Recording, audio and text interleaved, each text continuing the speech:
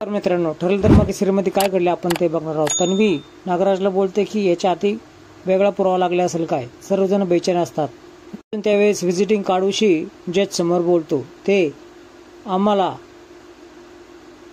वात्सल्य आश्रमात सापडला आहे असं तो बोलतो आणि हे साक्षीच्या पर्समधून पडले आहे असं तो बोलतो।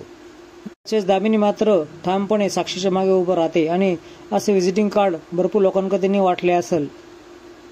जर तुमचा पुरावा असेल तर याच्या अगोदर पोलीस स्टेशनमध्ये का जमा झाला नाही असं दामिनी प्रश्न करते। पोलीस स्टेशनमध्ये आग लागल्यावर सगळे पुरावे जळाले होते असं दामिनी पुढे बोलते। दामिनी अर्जुनची खिल्ली उडवते। मात्र घाबरले असते ती चैतन्यकडे बघते, पण चैतन्य गायब झालेला असतो। अर्जुनलाही पटलेलं असतं। तो मान खाली घालतो। देखील बोलतात, हे पुरावे मी मान्य करत नाही। इन्स्पेक्टर सावंत तिथे येतात आणि विटनेस बॉक्समध्ये येऊन सांगतात की हे पुरावे मी सादर केले आहेत।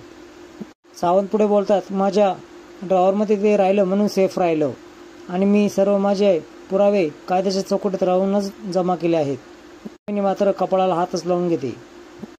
आणखी एक पुरावा अर्जुन कोर्टामध्ये सादर करणार आहे पुढच्या भागामध्ये। व्हिडिओ नक्की बघा।